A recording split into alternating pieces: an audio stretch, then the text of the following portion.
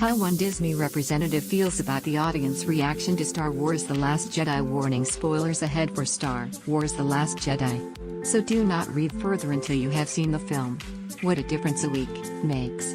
Before the premiere of Star Wars The Last Jedi, fan excitement was at a fever pitch. The prospect of having our questions finally answered and seeing Luke Skywalker back in action was every Star Wars fan's dream. All of this under the guiding hand of Rian Johnson, a filmmaker with legitimate cred who wouldn't just ape Empire Strikes Back. It seemed too good to be true, and for some, it was. Star Wars The Last Jedi has proven extremely divisive among the fanbase.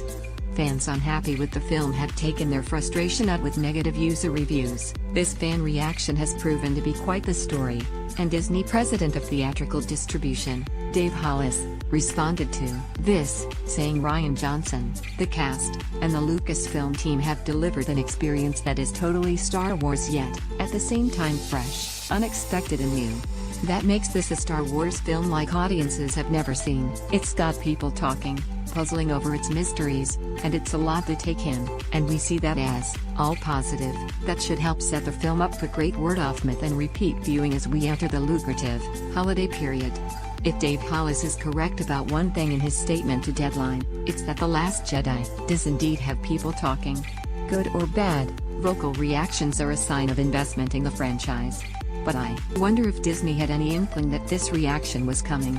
The studio was clearly confident in the film. Let Rian Johnson put his vision on screen without meddling with it. Lucasfilm enjoyed The Last Jedi and working with Rian Johnson enough to award him a captain's chair on an all-new trilogy. While Disney is enjoying a huge box office success, it is undoubtedly paying close attention to this reaction to the film. Star Wars is the crown jewel of Disney's corporate portfolio, and a negative fan reaction to a saga film will not go unnoticed. This is a Star Wars film unlike any we have seen, and for some fans, it is simply a bridge too far. The Last Jedi is a lot to take in, and while some may find it takes the franchise in a fresh and bold new direction, others feel it has lost its identity. We have written about the biggest complaints Star Wars fans have with the film, and I imagine we will be discussing this until Episode 9 hits. There is simply a lot to unpack with this issue. The first thing to consider is that The Last Jedi has a cinema score and an overall positive 89% com score. These are audience exit polls that are statistically accumulated and conducted scientifically, so these numbers are not influenced by silliness. Now of course those leaving the theater on opening weekend are the most likely to be enthusiastic about a film and to rate it highly. That's why low cinema scores are so rare. The film is also a critical darling with a 93% certified fresh rating on Rotten Tomatoes. Where things get murky is when it comes to user scores. The Last Jedi has a 5 user score on Metacritic and a 7.9 on IMDb. The audience score on Rotten Tomatoes is 56%, although that may not be legit.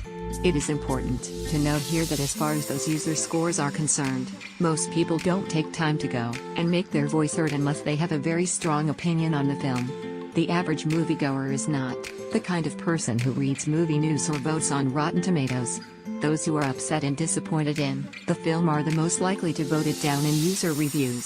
So it is likely that the mixed user reviews are in large part due to a small, but vocal, contingent. There is no good answer here, and no pleasing everyone. Some say The Force Awakens was too much of a rehash and others say The Last Jedi is too different from Star Wars. Certain fans don't want cookie-cutter studio fare, but when the studio is hands-off, they reject an auteur's vision of Star Wars. Many of the complaints stem from the fact that J.J. Abrams and Lucasfilm had no roadmap. But then again, George Lucas didn't have a 3-movie plan for the original saga, either, and fans like those alright. Rian Johnson didn't have to answer the questions fans have been debating for 2 years because there were no answers.